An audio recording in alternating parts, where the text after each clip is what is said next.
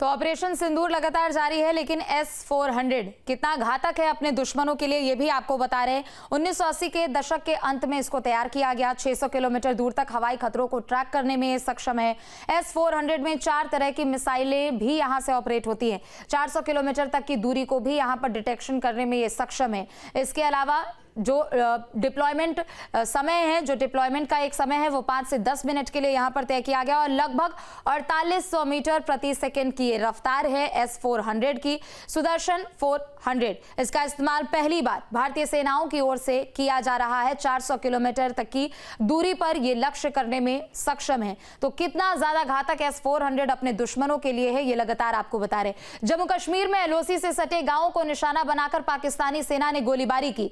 जवाबी कार्रवाई में भारतीय सेना ने पाकिस्तान के कई चौकियों को ध्वस्त किया है। उरी सेक्टर के भारत के आखिरी गांव सलामाबाद में न्यूज स्टेट की ग्राउंड रिपोर्ट अब आपको दिखाते हैं।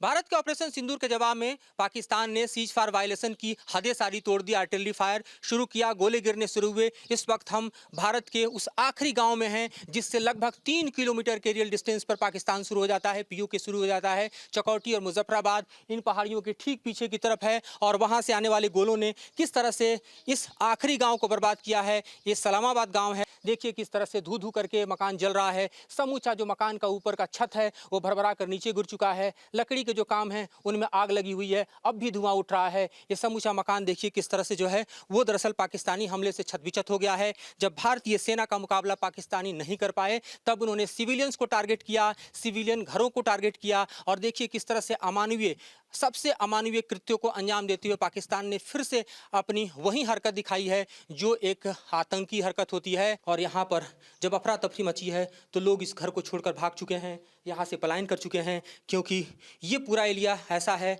जहाँ पर कभी भी सेलिंग शुरू हो सकती है।